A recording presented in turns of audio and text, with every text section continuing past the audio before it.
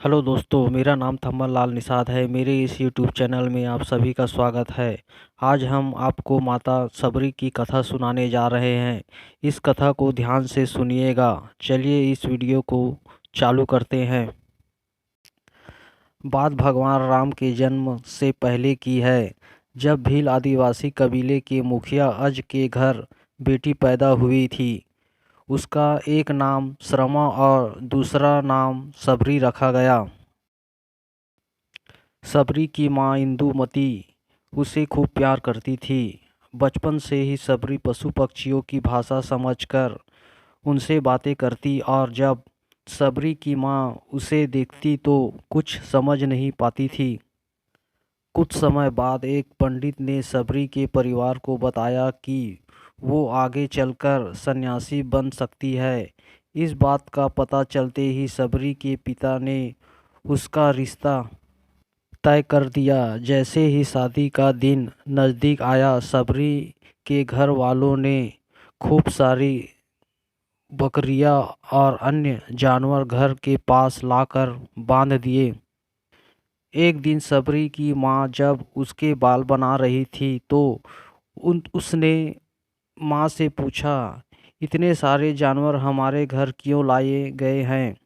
माँ ने जवाब दिया, बेटी तुम्हारा विवाह होने वाला है, इसलिए हम लोगों ने इनका इंतजाम बलि के लिए किया है। तुम्हारी शादी के दिन ही बलि प्रथा होगी और फिर इनसे स्वादिष्ट भोजन बनाकर सबको परोसा जाएगा। यह सब सुनकर सबरी दुखी हो गई। काफ़ी देर तक सबरी ने उन जानवरों को आज़ाद करने के बारे में सोचा।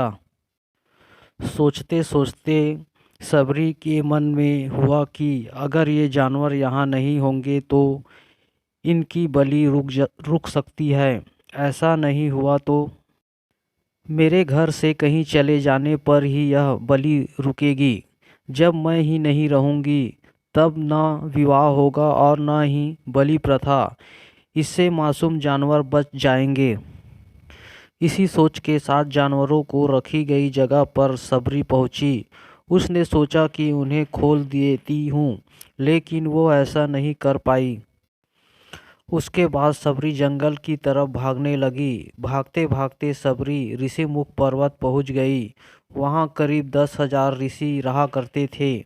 सबरी को लगा कि वो भी इसी जंगल में किसी तरह लगाती और हवन के लिए लकड़ियां भी लाकर रख देती।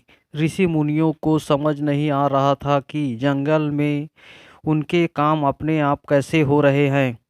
एक दिन सबरी को किसी ऋषि ने देख लिया। उसे देखते ही उसका परिचय पूछा। जैसे ही सबरी ने बताया कि वह भील आदिवासी परिवार से संबंध रखती है तो उसे ऋषियों ने खूब डांट लगाई। सबरी को इस बात का बिल्कुल भी पता नहीं था कि उसकी जाति छोटी है और उसे ऋषियों द्वारा जाति की वजह अपमान सहन करना पड़ेगा। इतना सब होने के बाद भी सबरी हर ऋषि मुनि के दरवाजे पहुंचती और उनके आंगन में झाड़ू लगाकर उनसे गुरु दीक्षा देने के लिए कहती। हर कोई सबरी को उसकी जाति की वजह से अपने आश्रम से भगा देता था। ऐसा होते होते काफ़ी समय बीत गया।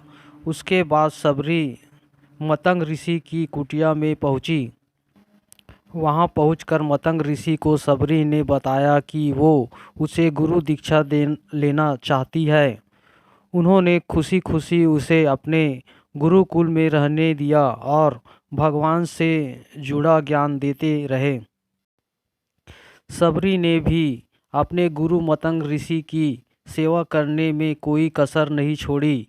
वो गुरुकुल के भी सारे काम करती थी। सबरी से खुश होकर मतंग ऋषि ने उसे बेटी मान लिया था। समय के साथ मतंग ऋषि का शरीर बूढ़ा हो गया। उन्होंने एक दिन सबरी को अपने पास बुलाया और कहा, बेटी, मैं अपना देह त्यागना चाहता हूँ।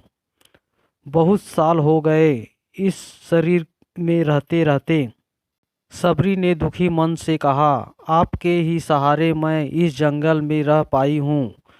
आप ही चले जाएंगे तो मैं जी कर क्या करूँगी? आप अपने संग मुझे भी ले जाए, मैं भी देह त्याग करूँगी। मतंग ऋषि ने जवाब दिया, बेटी तुम्हें चिंता करने की ज़रूरत नहीं है। राम तुम्हारी चिंता करेंगे और ध्यान भी रखेंगे। सबरी ने राम का नाम सुनने के बाद पूछा, वो कौन है और उन्हें मैं किस तरह से ढूंढूंगी? मतंग ऋषि ने बताया, राम कोई और नहीं भगवान है। वो तुम्हें सारे अच्छे कर्मों का फल देंगे। तुम्हें उसे ढूंढने की कोई ज़रूरत नहीं है। वो एक दिन खुद तुम्हें खोजते हुए इस कुटिया में आएंगे और तुम्हें उनके हाथों ही मोक्ष मिलेगा। तब तक तुम इसी आश्रम में रहो। इतना कहते ही मतंग ऋषि ने अपना शरीर त्याग दिया।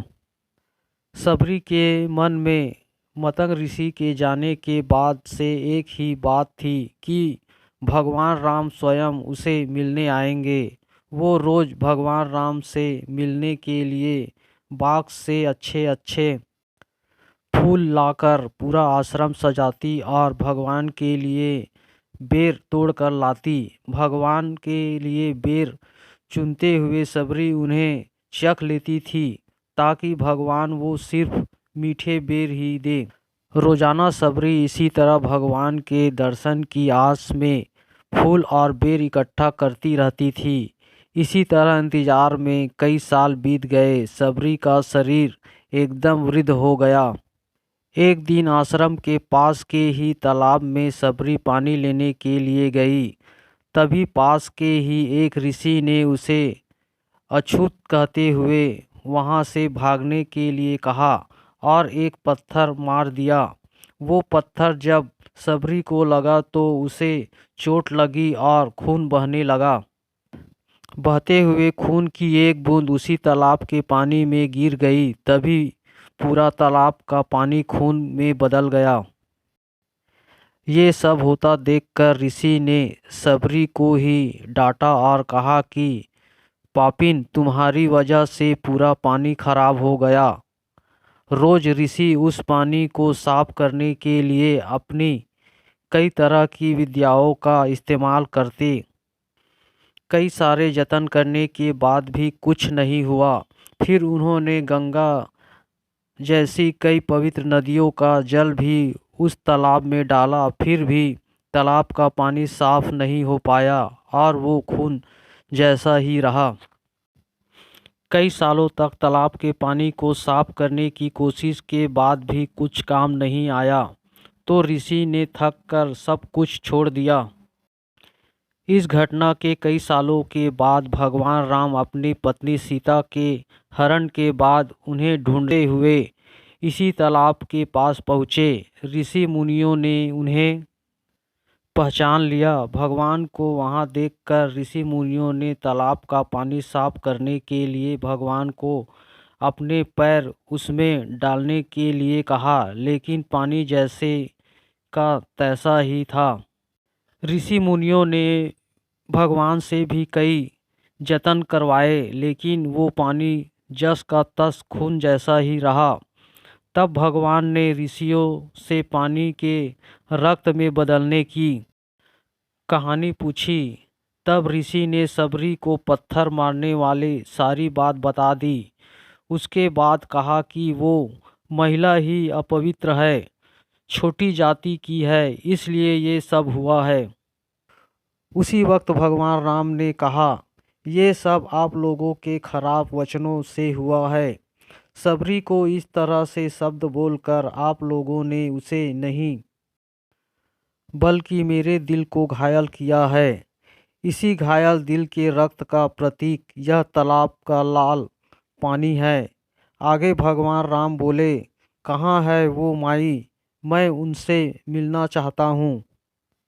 तब तक सबरी उसी तालाब के पास पहुँच जाती है।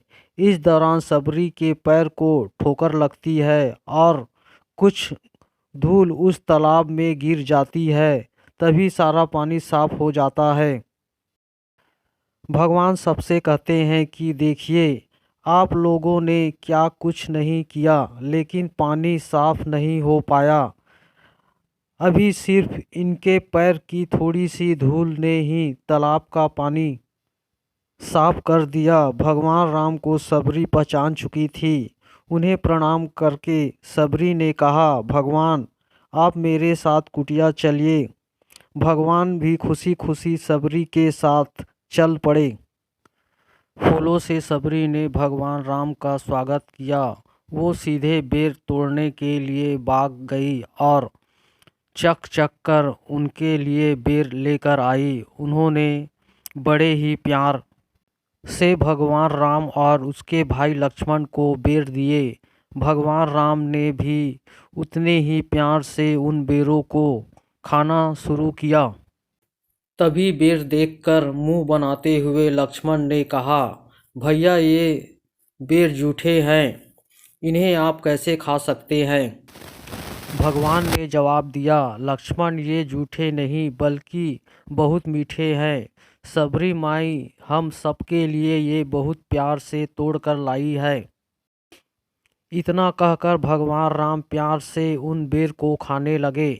भगवान ने जाते हुए सबरी माई से कहा, आप मुझसे जो चाहते हो मांग सकती हैं। सबरी ने उन्हें कहा, मतंग ऋषि ने कहने पर मैं आज तक सिर्फ आपके दर्शन करने के लिए जी रही थी। अब आप मुझे मोक्ष प्रदान कीजिए। मैं अपना शरीर आपके सामने ही त्यागूंगी।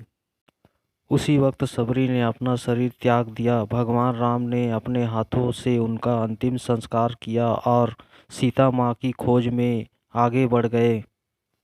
इस तरह से ऋषि मतंग की बात सच साबित हुई और सबरी को भगवान राम के दर्शन भी हुए। तभी से भगवान राम को सबरी के राम भी कहा जाने लगा।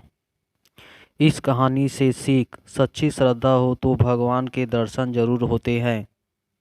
हेलो दोस्तों, यह वीडियो आपको कैसी लगी मुझे कमेंट्स करके बताइएगा। अगर आप मेरे चैनल पर नए हो तो मेरे इस यूट्यूब चैनल को लाइक, शेयर और सब्सक्राइब कर दीजिएगा, क्योंकि मैं इसी प्रकार का वीडियो लाता रहता हूँ।